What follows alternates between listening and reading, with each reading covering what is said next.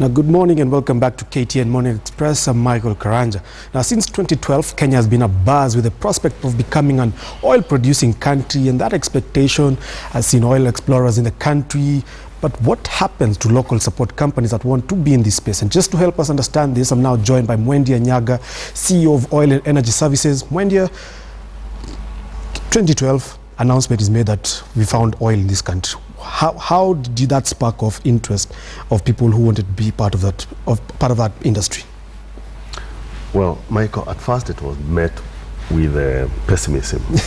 And people said, you know, we've had this before. Yeah. There was an announcement in 1992 that Kenya has found oil, and so people thought maybe this is just another game and nothing has been found. Yeah. But soon after, it became clear that actually some oil discovery had taken place, and there was to be much more activity around trying to find out how much oil has been found, which meant drilling more wells and the related activities there. So the early, what you would call the early birds, or the people who come in early, they were in the first movers, and a number of Kenyan companies already started doing business over there. So it's been picking up since then.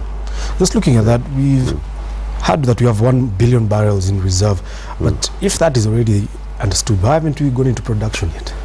I'll first correct you that the billion barrels is not reserve yet.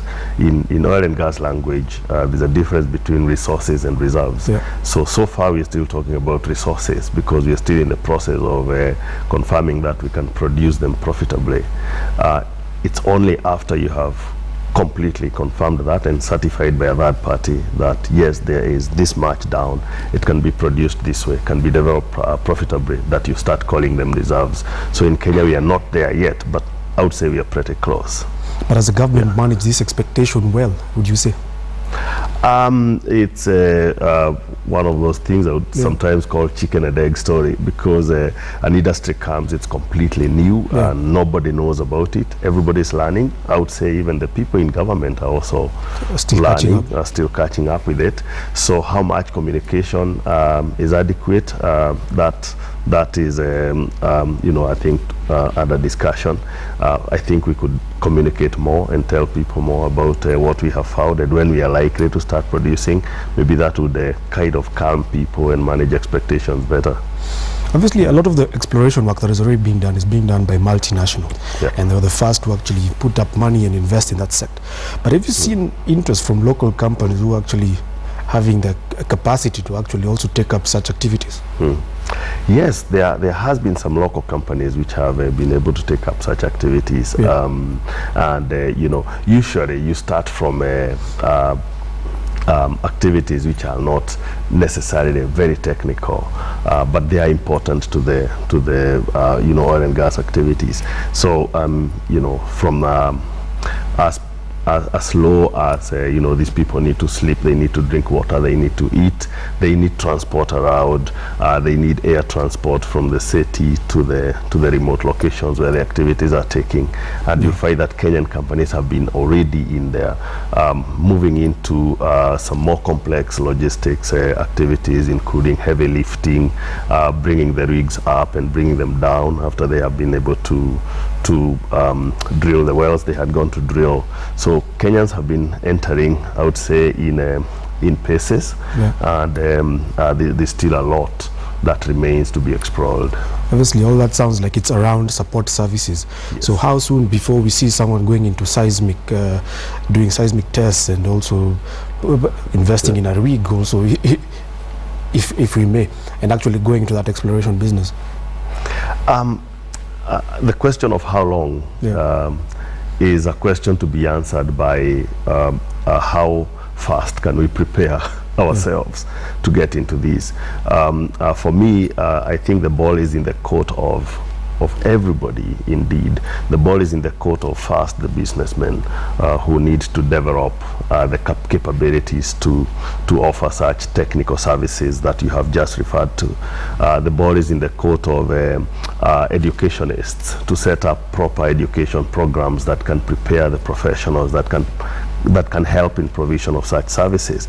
The ball is in the court of the government itself to set the proper policies so that we can be able to fast track, say, the transition and technology transfer, if you like, the transition that's necessary to bring these services on board.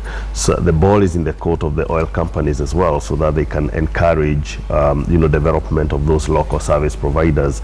As soon as they spot them, then they're able to take them in and work with them to basically perfect what they may already have started. So it's a kind of a multi-stakeholder game, which, if managed well, will take a short time. If not managed well, it can take decades, and there are places where it has taken decades to actually be able to turn around, and you see technical local service providers for the industry.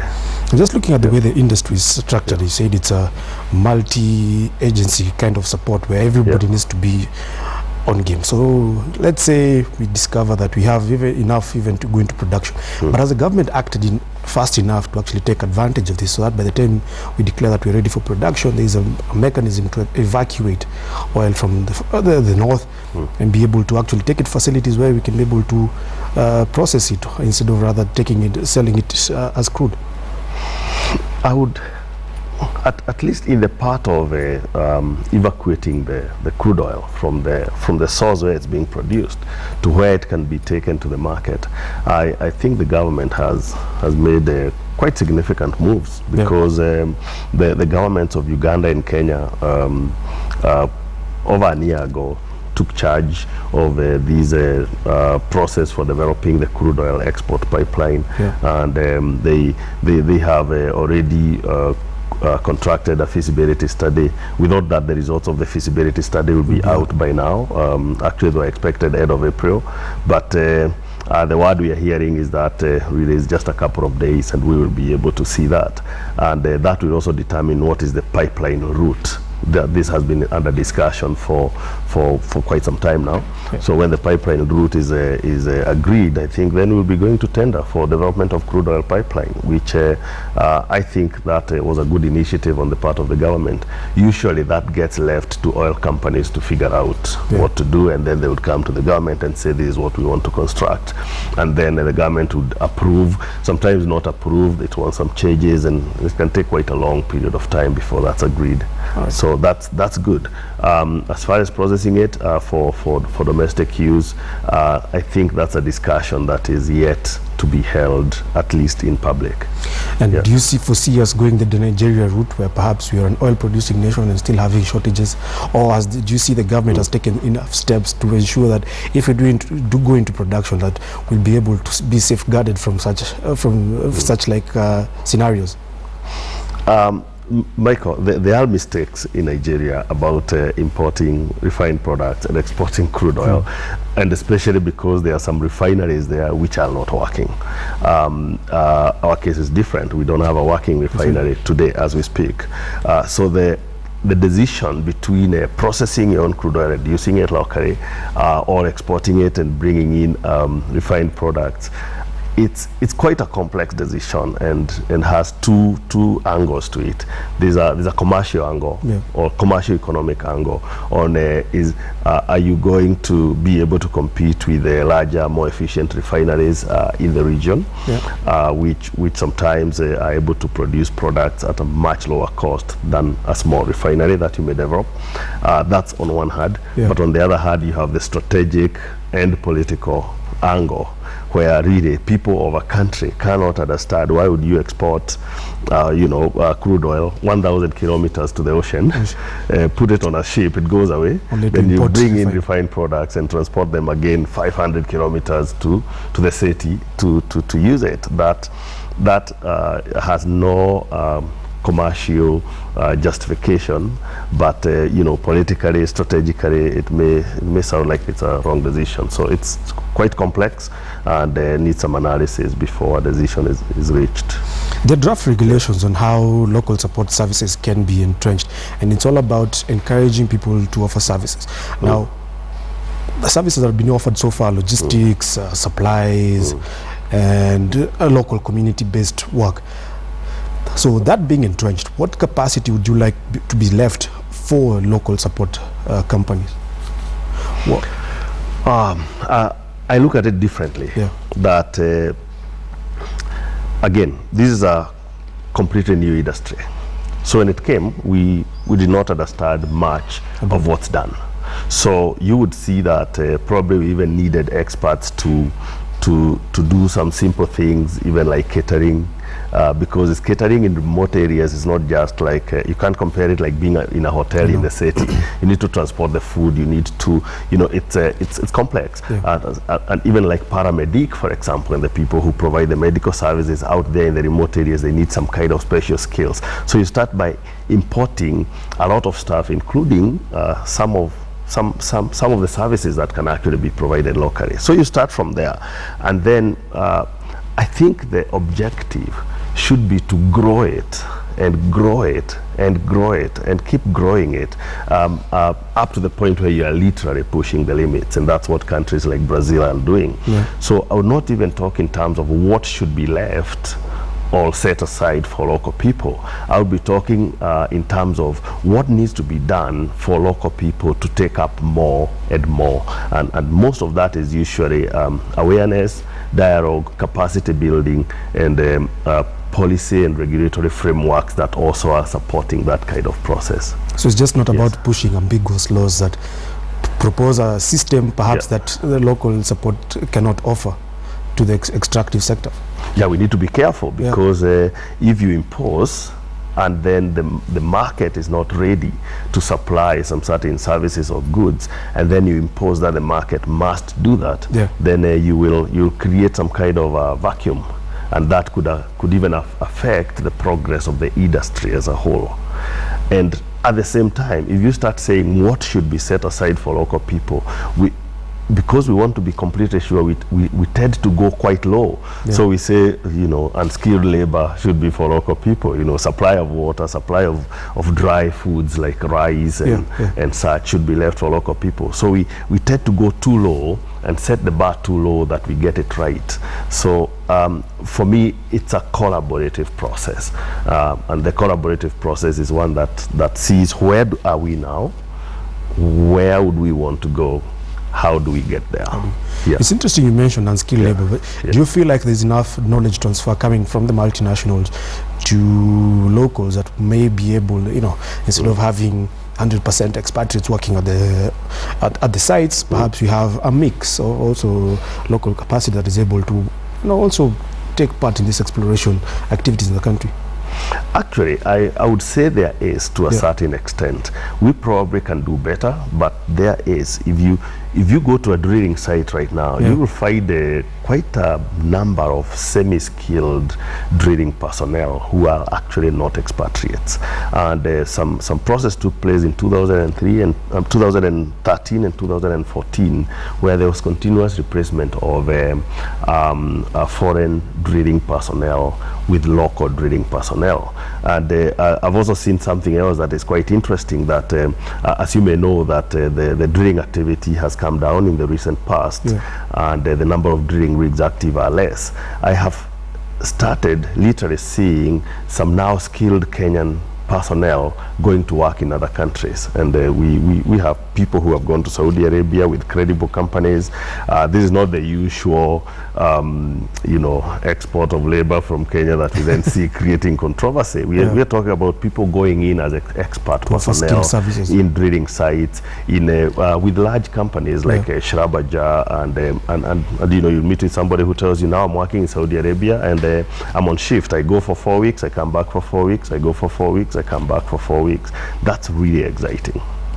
Just looking at that, I asked you about managing expectations, and the draft revenue share bill that is up, which proposed about 5% of oil revenue when we do start processing this for the local community where the site is, 20% for where the county is. Just looking at that, and you compare that with perhaps something like in mining, where in mining the local community gets about 10% of royalties when it comes to that. Do you feel like that revenue share agenda that is being set is the right way to go? The whole topic of sharing revenue, of course, is embedded in the Constitution, where the Constitution, I think this is under Section 69, which says that benefits from natural resources shall be equitably shared. And so there is that expectation that benefits that arise from exploitation of such resources should be shared. So in principle, I think it's a subject that cannot be ignored. It's a subject that is got to be dealt with. So it's a good idea that the mining bill and the petroleum bill are both looking at dealing with that. When it, of course, sometimes the devil is in the details. Yeah. So sometimes you need to take a pen and paper and go through and assume, say, you produce 100,000 barrels per day. Today's price is about $65 per barrel, and then you work out all the way and see if you are to give 20% to the county and 5% to the local community, how much money would that be? And that's when you start having some very interesting revelations that this county may be getting several times over the amount that is already allocated by the Commission for Revenue allocation. Okay, so does that not create iniquity? Is it likely to create iniquity? How do you manage that? I know in the preparation of the current petroleum bill, that discussion got held, and some mechanisms to limit the absolute amount that is given probably have already been put in place in the bill, which would be a good thing. When it comes to the local community and the 5% that goes to local community, I personally always get confused on exactly who will be the local community of the day when the money gets shared. But I'm not an expert in that area. Those are just my own observations on that. Right. From the 17th of this month, you'll be hosting a conference, just you know, as a consultancy firm on these issues. Perhaps is it in support of getting more local people, local support services entrenched in the exploration industry? Yeah, we come from the point of view of that collaboration will work better than prescription. Yeah. And at the beginning of our talk, you remember me talking about different stakeholders having to play their part to get this to work. Sometimes there's almost even the view that the industry doesn't want to promote the local participation, which apparently is not true, because local participation does lead to cost saving in the long term for the industry. They don't have to import expatriates. They can always call somebody who is around the corner to come and do something. But the government sets the laws, and there can be sometimes prescriptive if things are not done the right way. So we try to provide a platform in which different parties can meet and learn from each other. For the industry to also listen out to the government and understand that, look, the government really needs to do this. It's a political government. It's dealing with unemployment. It's dealing with, it wants to boost economic growth, has Vision 2030. It needs to grow the economy. So all that needs to be brought on board. But at the same time, the government also needs to understand that there may be a huge capacity gap that needs to be covered, and without addressing this capacity gap, then any kind of prescriptive local content regulation may actually not work. How do we work together? The education sector coming in to understand what does the industry need, so that we can start supplying them with the personnel who qualify in what they need. And the private sector cannot just sit there and wait for the government to prescribe so that they can come in and celebrate and say, oh, now you have to buy 40% from us. They need to also understand that there are some skill sets they need to build in their businesses for them to be able to come in here. That's the kind of thing we try to promote, and we're doing it for the second time. We did it the first time last year in June. It was very successful. We expect the same type of success this year, and actually from last year we saw even some business partnerships between local and international service providers get formed. We hope that there'll be more and more of that happening, and this year.